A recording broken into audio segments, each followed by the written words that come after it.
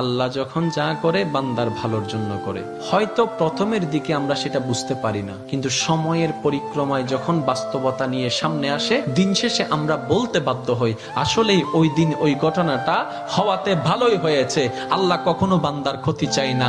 আল্লাহ যদি ক্ষতি চাইতেন সকালের নামাজ না পড়ার কারণে কান্না করে দিতে পারতেন, যদি আল্লাহ ক্ষতি চাইতেন দুপুরে নামাজ না পড়ার কারণে ল্যাংড়া করে দিতে পারতেন। আল্লাহ সেটা চান না। আল্লাহ চাই বান্দার সব সময় ভালো। আর মা তো দেখেন জন্ম দেওয়ার কারণে সন্তানের তো অপরাধ করার পরও মা সন্তানের প্রতি কতই ভালোবাসা, কতই মায়া, বাবার কাছ থেকে সন্তানের পিঠকে বাঁচাই ফেলছে, এরকম হাজারো মা আছে ওই মায়ের জন্য। কিন্তু আল্লাহ পাক রব্বুল আলামিন বান্দার উপর কতটুকু ভালোবাসে দিয়েছেন সেটা আমরা বান্দারা বুঝতে পারি নাই বলে শয়তানের ফাঁদে বারবার পা দিয়ে আটকাই যাচ্ছি। মনে রাখবেন, মনের মধ্যে কথাটা বসাই ফেলবেন, আল্লাহ যখন যা করে বান্দার ভালোর জন্যই করে। একদিন না একদিন সেই ভালোটা আপনার বিবেকে এবং মনে প্রমাণ হয়ে সামনে চলে আসবে। আমি বুঝাতে চাচ্ছি আমাদের সাথে সবচেয়ে কানেকশন কার বেশি ভালো থাকতে হবে, বান্দা হিসেবে আল্লাহর, উম্মত হিসেবে নবী রাহমাতুল লিল আলামিনের।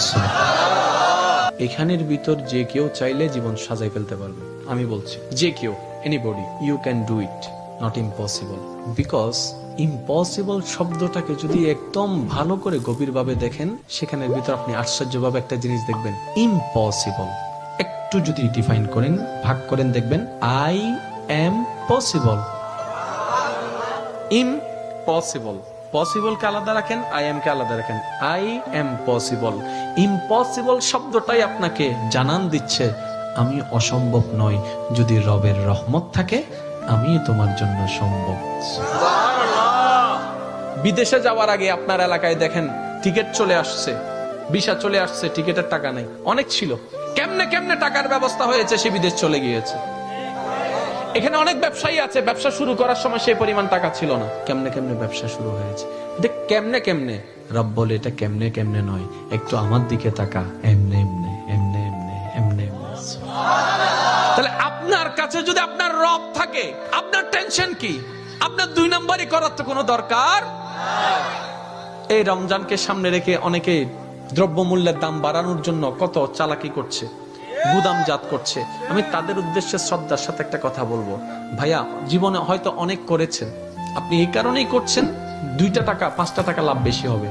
তো এই সেক্টরে না হয় আপনার 10,000 টাকা 10 কোটি টাকা লাভ হলো, অন্য সেক্টরে যদি 20,000 কোটি টাকা খরচ হয়ে যায় তখন কি করবে? কারণ জগতের মানুষ সবাই জানে যে অন্যের জন্য গর্ত করে সে গর্তে সে নিজেই পতিত হয়, এই কথা নিয়ে কারো কোনো দ্বিমত নেই।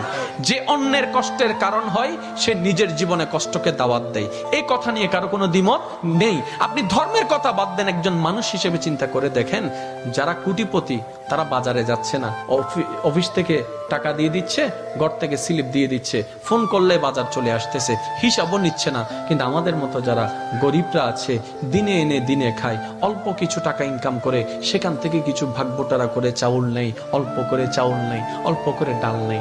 একবার ভেবে দেখেন তো, আপনি যেগুলাকে মওজুদ করে দাম বাড়িয়ে দিচ্ছেন, এগুলা আপনি আমি কেউ বানাই নাই, সব রবের দেওয়া নিয়ামত। আমরা দান রোপণ করেছি, ওইটাকে ধান বানিয়ে দিয়েছেন রব। আমরা বীজ